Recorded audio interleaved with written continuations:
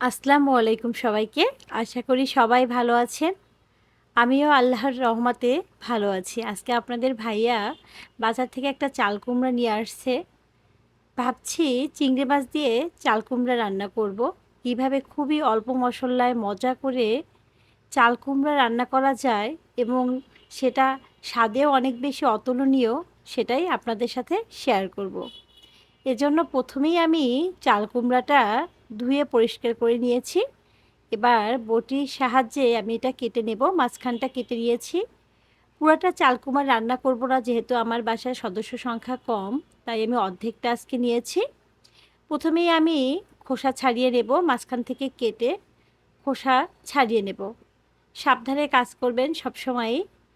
খোসা ছাড়ানো যখন হয়ে যাবে তখন আমি বিচিগুলো ছাড়িয়ে নেব। সবসময় চাল কুমড়া রান্না করলে আমার বাসায় আমি বিচিগুলো ছাড়িয়ে নেই, কারণ আপনাদের ভাইয়া বিচিসহ চাল কুমড়া রান্না করলে সে খেতে পারে না। এজন্য সবসময় আমি বিচিগুলো ফেলে তারপর রান্না করি। এখন আমি ছোট ছোট পিস করে নিলাম চাল কুমড়াগুলো। এই তো সবটুকু চাল কুমড়া আমার কেটে নেওয়া হয়ে গেছে। এখন আমি চলে যাব রান্নার প্রস্তুতিতে। এজন্য প্রথমেই আমি চুলার উপরে একটা প্যান বসিয়ে দিলাম। তারপর প্যানটা যখন গরম হলো দিয়ে দিলাম তেল। তেল গরম হওয়ার পর এখানে দিয়ে দিলাম 2 চামচ পেঁয়াজ বাটা। পেঁয়াজ বাটা দিয়ে আমি খুন্তির সাহায্যে নেড়েচেড়ে একটু ভেজে নেব। পেঁয়াজের কাঁচা গন্ধ যতক্ষণ না পর্যন্ত চলে যায় ততক্ষণ তেলের সাথে খুব ভালো করে নেড়েচেড়ে ভেজে নিতে হবে। আমার পেঁয়াজ ভাজা হয়ে গেছে। এখানে দিয়ে দিলাম আমি একটু রসুন বাটা, আধা চামচেরও কম। এবার রসুন বাটাটা দিয়েও আমি একটু নেড়েচেড়ে ভেজে নিয়েছি কিছুক্ষণ। তারপর এখানে সেই যে চিংড়ি মাছ দেখিয়েছিলাম সেই চিংড়ি মাছ খোসা ছাড়িয়ে নিয়েছি আর 3টা কাঁচামরিচ দিয়ে দিলাম। এবার চিংড়ি মাছ দিয়েও কিছুক্ষণ কিন্তু ভেজে নিয়েছি। এবার দিয়ে দিলাম আধা চা চামচ লবণ। এবার গুঁড়ো মশলাগুলো দিয়ে দেবো, এজন্য একটু পানি দিয়ে দিলাম প্রথমেই। তারপর এখানে দিয়ে দেবো হাফ চা চামচ মরিচের গুঁড়া। অনেক বেশি ঝাল দিবেন না, সবজিতে একটু ঝালের পরিমাণটা মিডিয়াম থাকলেই ভালো লাগে। আধা চামচেরও কম হলুদের গুঁড়া আর আধা চামচ জিরা বাটা। সবসময় হলুদের পরিমাণ কম দিবেন, তাহলে দেখতে সাদা সাদা হবে কিন্তু খেতে কিন্তু অনেক বেশি মজা লাগবে।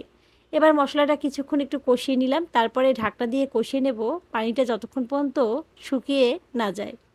খুন্তির সাহায্যে কিছুক্ষণ নেড়েচেড়ে মশলাটা কষিয়ে একদম পুরোপুরি পানিটা শুকিয়ে নেব। যখন পানিটা শুকিয়ে যাবে তখন এখানে আমি আরও কিছুটা পানি দিয়ে মশলাটা খুব ভালো করে কষিয়ে নেব। সবসময় মশলা 2-3 বার পানি দিয়ে কষিয়ে নেবেন, তাহলে মশলার কাঁচা গন্ধও চলে যাবে আর তরকারিটা খেতেও ভালো লাগবে। কষানো শেষে এখানে আমি পানি দিয়ে দিলাম। যেহেতু চাল কুমড়া পানির তরকারি, তাই এখানে অনেক বেশি পানি দেওয়ার দরকার নাই। এবার ধুয়ে রাখা চাল কুমড়াগুলো দিয়ে দেব, কারণ চাল কুমড়া থেকেই কিন্তু অনেকটা পানি বের হয়ে যাবে। যখন চাল কুমড়াটা তাপ পাবে চুলার জালে তখন কিন্তু এমনিই অনেকটা পানি বের হয়ে আসবে। এখন খুন্তির সাহায্যে খুব নেড়ে চেড়ে সব কিছু মিশিয়ে নিলাম। এবার ঢাকনা দিয়ে অপেক্ষা করব। যখন রান্নার মাঝামাঝি সময় তখন ঢাকনাটা খুলে আবারও সব কিছু একটু নেড়ে চেড়ে মিশিয়ে দেব, যেন সব কিছু একসাথে একটু ভালো করে মিশে যায় চাল কুমড়ার সাথে সব মশলা। সব কিছু একটু নেড়েচেড়ে মিশিয়ে আবারও ঢাকনা দিয়ে অপেক্ষা করব যতক্ষণ না পর্যন্ত চাল কুমড়াটা পুরোপুরি সিদ্ধ হয়ে যায়। এবার ঢাকনা খুলে চেক করে নেওয়ার পালা। এই তো খুন্তির সাহায্যে একটু চাপ দিয়ে দেখবেন চাল কুমড়াটা সেদ্ধ হয়েছে কিনা।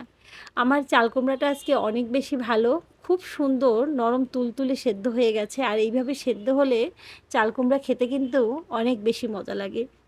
এইভাবে যদি চাল কুমড়া রান্না করে বাসায় খাওয়ান অবশ্যই সবাই পছন্দ করবে এবং পছন্দ করেই খাবে। এবার লবণটা একটু চেক করে নিয়েছি, আমার সব কিছু পারফেক্ট। এই তো আমার চাল কুমড়া রান্না কমপ্লিট। অবশ্যই বাসায় ট্রাই করবেন আর ভালো লাগলে বন্ধুদের সাথে শেয়ার করবেন। আল্লাহ হাফেজ।